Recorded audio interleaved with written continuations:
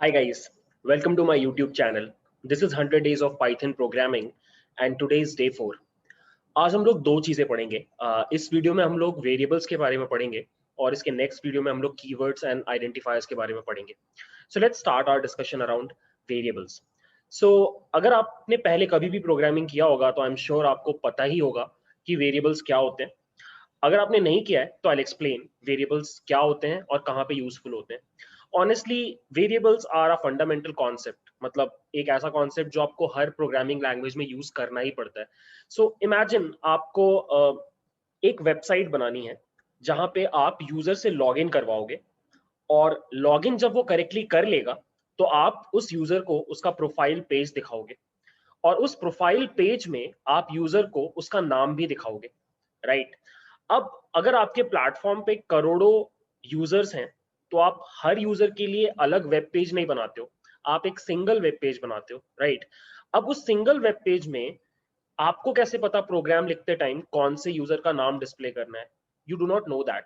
आपको उस यूजर का नाम तभी पता चलेगा जब वो यूजर लॉग इन करेगा।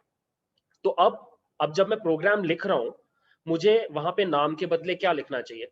The answer is I would write a variable. So programming scenarios में जब भी कभी आपको नहीं पता हो एज अ प्रोग्रामर कि फ्यूचर में इस जगह पे क्या वैल्यू आएगी, वहां पे आप वेरिएबल्स रख देते हो। ठीक है, नाम से भी समझ में आ रहा है, वेरिएबल वेरी करने वाला। ठीक है, अगर आप दो नंबर्स को ऐड करने का प्रोग्राम लिखना चाहते हो, आपको पहले से नहीं पता कि आगे फ्यूचर में जब यूजर मेरा प्रोग्राम यूज करेगा तो कौन से दो नंबर्स को ऐड करने का ट्राई करेगा, तो मैं क्या करूंगा, मैं उन दो नंबर्स के बदले दो वेरिएबल्स रख दूंगा और फिर फ्यूचर में उन वेरिएबल्स में वो दो नंबर्स फिल हो जाएंगे और मुझे आंसर मिल जाएगा। सो इन शॉर्ट प्रोग्रामिंग में वेरिएबल्स क्या होते हैं? Variables are containers for future use. ठीक है, जब भी एज अ प्रोग्रामर मुझे नहीं पता कि फ्यूचर में मेरा प्रोग्राम यूज करते टाइम यूजर क्या वैल्यू इंसर्ट करेगा, मैं उस जगह पे वेरिएबल्स क्रिएट कर देता हूं। ठीक है, and that is why it is such a fundamental concept in programming. ठीक है, तो अब मैं क्या करूंगा, इस वीडियो में आपको सबसे पहले सिखाऊंगा कि पाइथन में वेरिएबल्स कैसे क्रिएट किए जाते हैं, कैसे यूज किए जाते हैं। उसके बाद मैं आपको दो इंपॉर्टेंट कॉन्सेप्ट समझाऊंगा। पहला कॉन्सेप्ट डायनामिक टाइपिंग और दूसरा कॉन्सेप्ट डायनामिक बाइंडिंग। ठीक है, ये दोनों बहुत ही इंपॉर्टेंट कॉन्सेप्ट्स हैं, सो प्लीज ये वीडियो आप एंड तक देखो। सो अगर आपने पहले कभी भी प्रोग्रामिंग किया होगा और अगर किया होगा तो मोस्ट लाइकली आपने सी में ही किया होगा, तो आपको पता होगा कि वेरिएबल्स को यूज करने के पहले उनको डिक्लेयर करना पड़ता है और सी में, एटलीस्ट सी प्रोग्रामिंग में, वेरिएबल्स को डिक्लेयर करने का सिंटेक्स कुछ ऐसा होता है। तो यहाँ पे मैं एक वेरिएबल बना रहा हूं बाय द नेम ऑफ ए, जिसका डेटा टाइप इंटीजर है और उसका इनिशियल वैल्यू 5 है। इसका मतलब इस वेरिएबल में आप कभी भी कोई भी वैल्यू जब भी स्टोर करोगे वो इंटीजर ही होना चाहिए। ठीक है, पाइथन में आप थोड़ा और इजी तरीके से वेरिएबल्स डिक्लेयर करते हो। Let me show you. Let's say मुझे एक वेरिएबल क्रिएट करना है by the name of name और यहाँ पे मुझे अपना नाम स्टोर करना है and that's it, this is the syntax. यहाँ पे मुझे इस वेरिएबल का डेटा टाइप बताने की जरूरत नहीं है। Python is smart enough to automatically understand कि वो क्या डेटा टाइप है, like this. And you can see, अब अगर मैं नेम को प्रिंट कराऊं, आई विल गेट जो उसके अंदर स्टोर्ड है।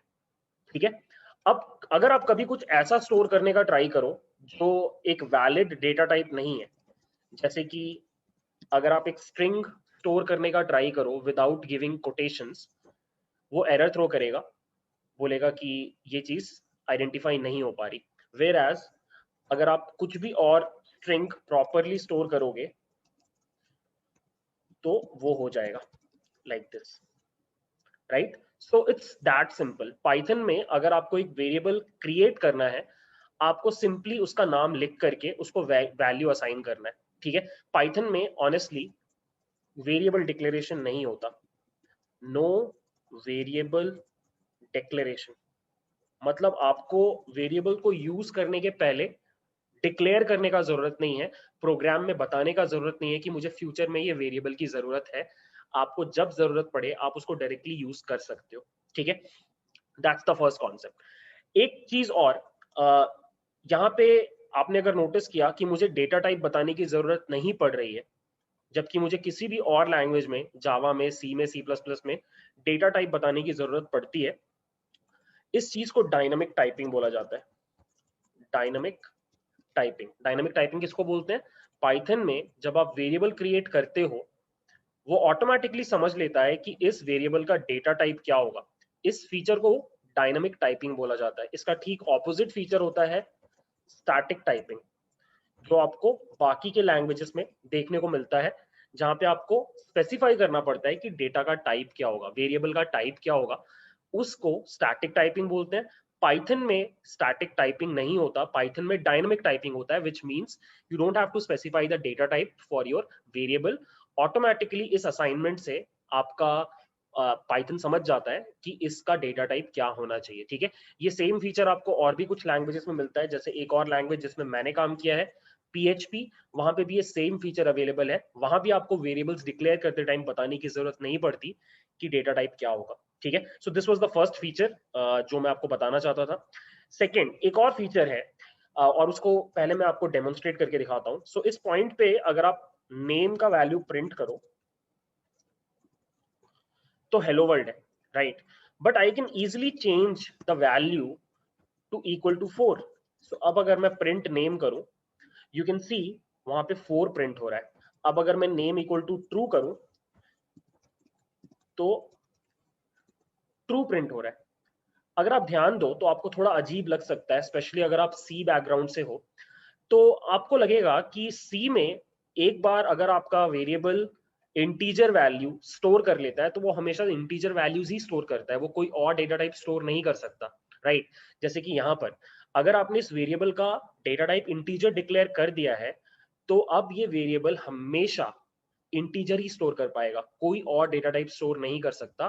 पाइथन में ऐसा कोई रेस्ट्रिक्शन नहीं है। पाइथन में एक वेरिएबल किसी डेटा टाइप से बाइंडेड नहीं है, मतलब आप उसका डेटा टाइप बार बार चेंज कर सकते हो। एक पॉइंट पे आप उसके अंदर स्ट्रिंग स्टोर करो, किसी दूसरे मोमेंट पे आप वहां पर इजिली इंटीजर या फ्लोट स्टोर कर सकते हो। पाइथन इस पूरे प्रॉब्लम को इजिली हैंडल कर लेता है और इस फीचर को बोला जाता है डायनामिक बाइंडिंग।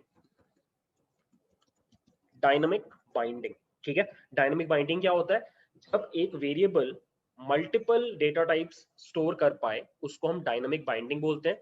इसका ठीक काउंटर जो फीचर है उसको हम स्टैटिक बाइंडिंग बोलते हैं, जो आपको C++ जावा में मिलता है। वहां पे क्या होता है कि अगर एक बार आपने अपने वेरिएबल को एक डेटा टाइप के साथ बाइंड कर दिया तो पूरे प्रोग्राम में कभी भी वो डेटा टाइप चेंज नहीं हो सकता। अगर कोई वेरिएबल इंटीजर डिक्लेयर हो गया तो throughout the lifetime of the program वो वेरिएबल इंटीजर ही रहेगा, आप उसमें कभी भी फ्लोट वैल्यूज स्टोर नहीं कर सकते।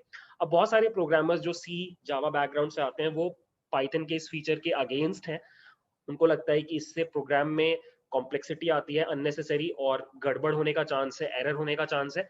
बट ऑनेस्टली स्पीकिंग, मैं 4-5 सालों से पाइथन में काम कर रहा हूँ, मुझे कभी भी उस लेवल पे परेशानी हुई नहीं, मेरा कोई कोड उस तरीके से फटा नहीं। ठीक है, सो ये दो फीचर्स बहुत इंपॉर्टेंट है पाइथन को जब आप सीख रहे हो तो। पहला dynamic typing, which means you don't have to declare your variable, you don't have to specify the data type while declaring your variable.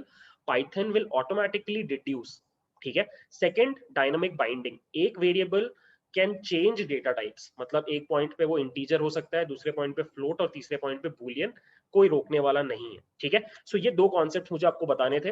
अब मैं आपको कुछ स्पेशल डिक्लेरेशन सिंटेक्स बता रहा हूँ जो आप पाइथन में यूज करते हो। सो पाइथन में अगर आप मल्टीपल वेरिएबल्स डिक्लेयर करना चाहते हो एक लाइन में, तो आप ये सिंटेक्स फॉलो कर सकते हो।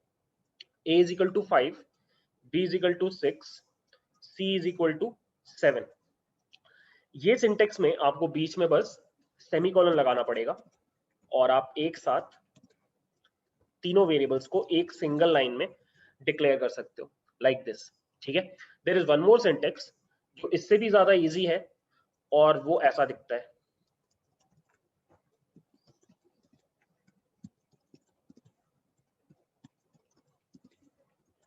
ये भी सिंटेक्स है और ये भी बहुत यूजफुल है, आपको बहुत जगह पे अलग अलग प्रोग्रामर्स दिखेंगे जो ये सिंटेक्स यूज करते हैं। One last syntax is this, a is equal to b is equal to c is equal to 6। और अब अगर मैं प्रिंट करूं a, प्रिंट करूं b एंड प्रिंट करूं c, you can see ये भी एक डिक्लेरेशन टेक्निक है, ठीक है। सो ये अलग अलग टेक्निक्स आपको बहुत लोगों के प्रोग्राम में दिखेगा, कुछ भी खास नहीं है, बहुत सिंपल है। पाइथन ने बस आपके लिए प्रोग्राम लिखना थोड़ा इजी कर दिया है, ठीक है। So that's it. इससे ज्यादा हमें कुछ पढ़ना नहीं है वेरिएबल्स के टर्म्स में, ठीक है। Next will discuss identifiers and keywords.